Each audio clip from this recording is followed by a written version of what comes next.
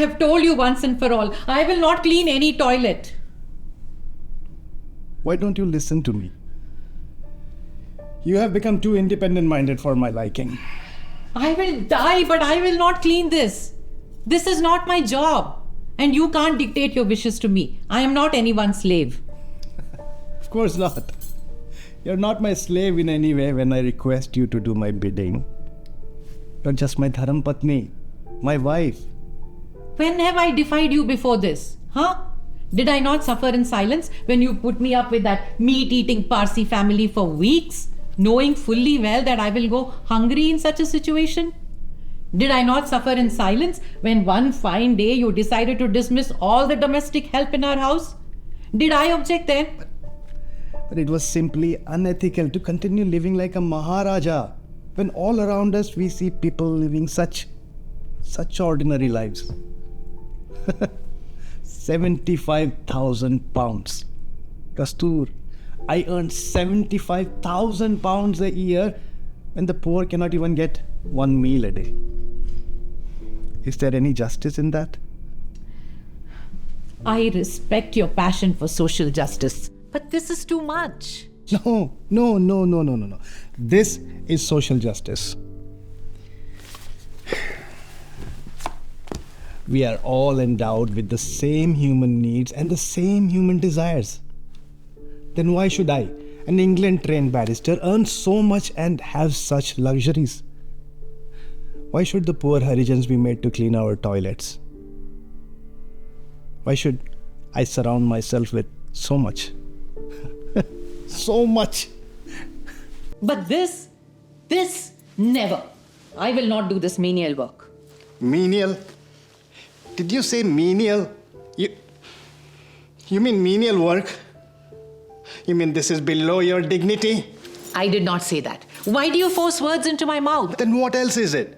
Kastur, you support me when I protest the British discriminating against all of us, blacks and browns.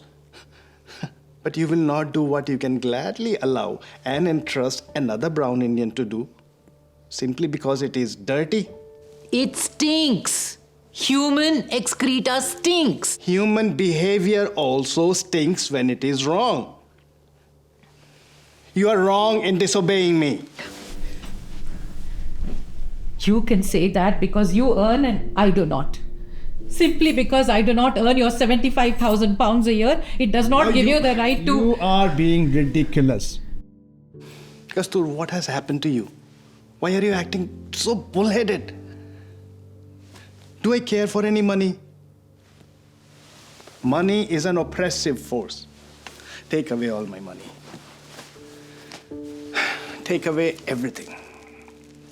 You can never feel what I can as a woman who does not earn. I'm completely dependent on you for everything. Nonsense. This is utter nonsense. You're April-born, and all April-born women are extremely self-willed.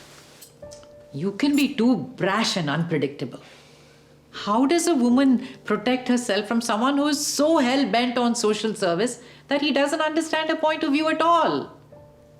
Do you really think that I don't know I'm doing good to others? Yes, you do. And that is exactly why I request you to do my bidding. Do your bidding. Do your bidding? An autocrat. You're a complete autocrat.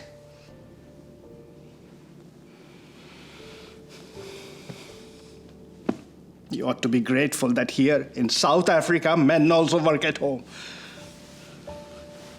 I launder my own shirts now. I even cut my own hair. I share your work here, while in India, women toil all... I suppose it's understandable. I mean, it's irrational to enter into what's considered a woman's world. I mean, cooking, cleaning, ironing. Let's face it, I may understand it, but other women would object. Object? Object to what? Object to these falsely drawn boundaries? What's wrong with a man actually enjoying cooking and cleaning?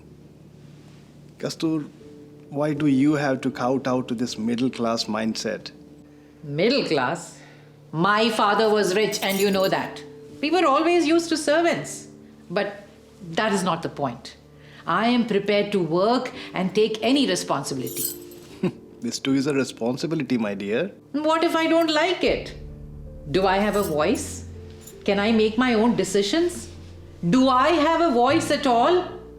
You need to learn the philosophical value of dispossession. Yeah. When you gave away all your gold, you dispossessed yourself of all material greed. But what if voluntary disposition is more meaningful to me than the one you enforce upon me? You argue too much. But I may be right. You can build all your dreams on your beloved Phoenix settlement. Or you can base it on one reading of... who was that? Ruskin. I think you mean John Ruskin's Unto This Last. Yes, it changed me forever. I cannot deny that. You can find your most profound convictions reflected in that book or in the Gita. But you cannot impose your convictions on everyone around you. But why not? Because it is just not right. You force your family to do the things the way you see them. If you think we must homeschool our children, then we must. If you think we should make them walk 10 miles simply to teach them discipline, then we must. But what's wrong with that? They are my children. Are they not? Yes, but they too have their own identities. I too have my own. Simply because you love us and we belong to one family, it does not give you the right to control all our thoughts and wishes. This is absurd. I am not controlling you in any way. Am I? If I have this dream to experiment with a self-sustaining community, this dream of a simple and Spartan lifestyle, who do I turn to co-opt with me? Naturally, my own family. But don't you realize that this co-optation may well become an imposition? How so? How does it become an imposition if you are my very own? Kastur, who do I turn to when I feel this sense of obligation to train my family, my wife and my sons in these new ideas of simplicity and self-reliance that so overwhelm me? Trainers. Yeah. Why trainers? Don't you realize that your own sons can rebel against this overwhelming need to inflict everything that embroils you onto them? If they don't care for your newfangled dietary restrictions, must you really impose them on your family? Kastur, I do not have any personal agenda at all. I just do not believe in the idea of personal possessions. This senseless pursuit of material possessions does not appeal to me. It does not appeal to me either. But I do not complain as much as you do. And I don't radicalize life as fast as you do. I'm happy with these glass bangles, now that you have forced me to rest content with them. I think they become you more than your ostentatious gold ones. They define your inner core better. They won't shatter or break even after you die. How do you know they won't shatter after I die? Because you're a man and you're the head of this household. You argue too much.